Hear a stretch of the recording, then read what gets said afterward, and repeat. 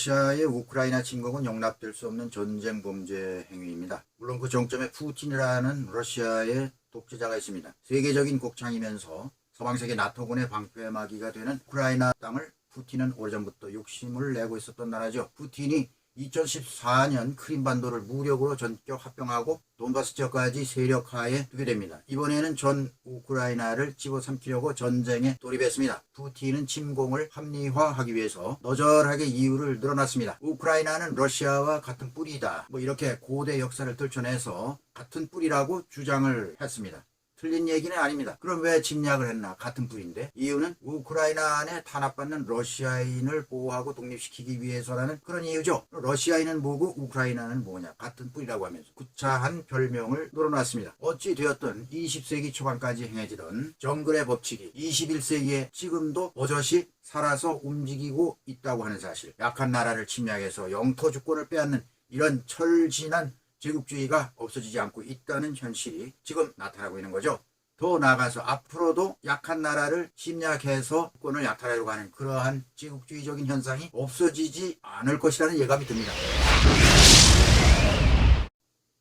여러분 안녕하십니까? 김정구 GTV입니다.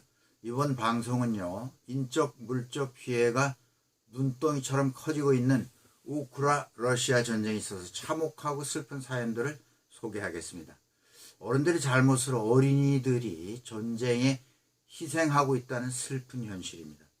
죽음이 무엇인지도 모르는 어린이들, 어른들 때문에 아무 잘못도 없는데도 어린이들이 전쟁의 희생타가 되고 있다는 사실입니다.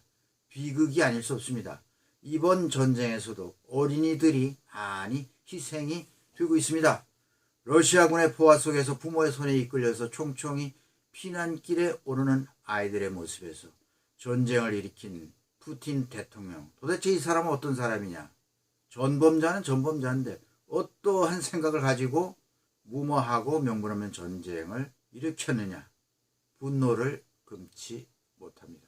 낸시 펠로우 미 하원 의장은 푸틴은 짐승이며 그가 저지르고 있는 반인도적 범죄는 용서받지 못한다고 했어요.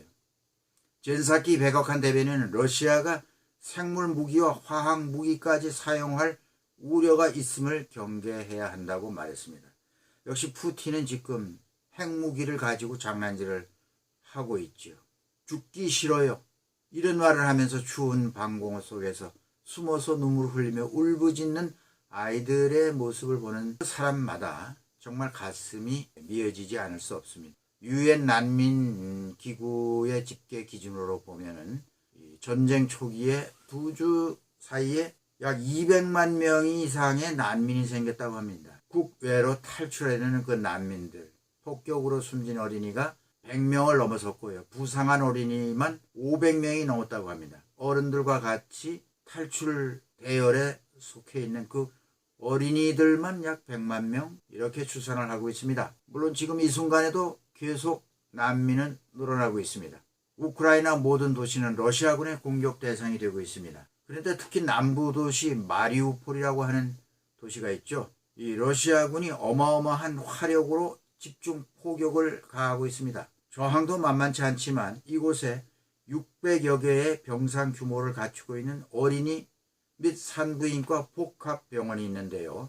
아주 쑥대밭을 만들었습니다. 노약자, 여성, 어린이를 포함해서 민간인 1,300명이 살해되었다고 합니다.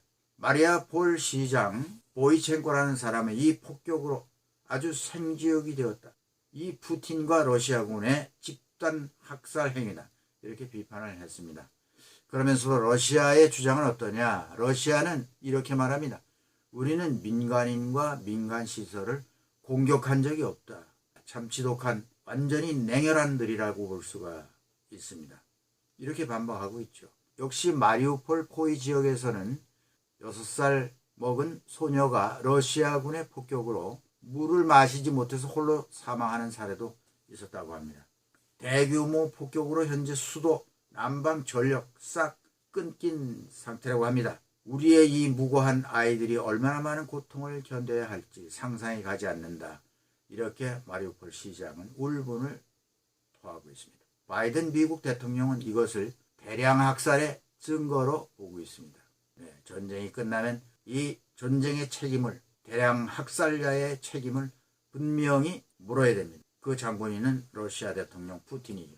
8일 영국 일간 데일리 뉴스 보도에 의하면 우크라이나 수도 키이우 북쪽에서 약 64km 떨어진 시베나라고 하는 도시에서는 지난달 28일 술에 취한 러시아 병사들이 난사한 총에 10살 먹은 소년이 사망했다는 보도도 있습니다.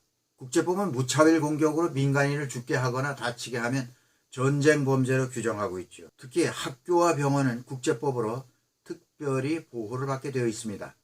국제법상 푸틴은 전범으로 국제형사재판의 기소 대상이 분명히 되고 있다고 하는 점을 세계인들이 알아둬야 되겠습니다. 유엔에 따르면 현재 우크라이나 전역에 10만 명이 넘는 어린이들이 전쟁 포화 속에 생명을 위협받고 있다라고 했습니다.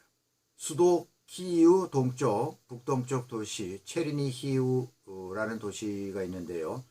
여기서는 대인지뢰가 폭발해서 어린이들이 6명이 한꺼번에 사망을 했다는 소식도 있습니다. 이 소식은 우크라이나 의회 인권감찰관이 텔레그램에 이 사진과 기사를 실었는데요. 마을 주변 도로 곳곳에 러시아군이 장난감처럼 만들어진 지뢰를 매설하고 지푸라기로 또는 쓰레기로 슬쩍 덮어놨다고 합니다. 아이들이 지뢰의 모양이 마치 장난감처럼 만들어져서 만지기만 하면 터지게 되어 있는 것이죠. 국제적으로 대인 지뢰 금지 협약도 있습니다. 오타와 협약인데요.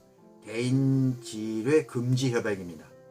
근데 잘 지켜지지 않고 있습니다. 어린이들이 받고 있는 이 참혹한 피해에 젤렌스키 우크라이나 대통령의 부인은 젤렌스카 여사입니다. 러시아군의 침공으로 목숨을 잃고 있는 어린이들의 참상을 보도해달라고 세계 언론에 호소했습니다. 젤렌스카 여사는 지금 이 순간에도 사망자는 늘고 있다, 이렇게 말하면서 이 사망한 어린이의 사진을 좀 보여달라 세계 언론에 대고 호소를 했습니다. 전쟁 범죄 정보를 모스크바 내부에서는 잘 모르고 있기 때문입니다. 뉴욕타임즈는 10일 러시아가 우크라이나 침공 관련해서 가짜 뉴스를 생산하고 관영 언론과 텔레그램 등이 이를 전파했다고 보도했습니다. 가짜 뉴스는 주로 러시아 공격에 의한 민간인 희생을 부인하는 내용이죠. 그래서 러시아인 다수는 우리 러시아 군대는 민간인을 절대 해치지 않는다, 이렇게 믿고 있다고 하는 겁니다.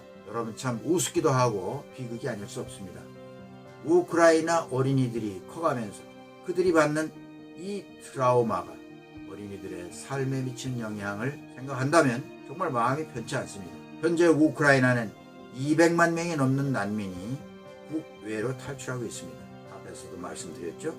폭격으로 인한 민간인 사망자만도 얼마 전 통계에 의하면 2,000명이 훨씬 넘었습니다. 지금쯤이면 아마 3,000명이 될런지도 모르겠습니다. 최소한 어린이를 포함한 전쟁과 무관한 민간인의 피해는 없어야 할 텐데. 네, 오늘은 여기까지 하겠습니다. 김정구 GTV였습니다.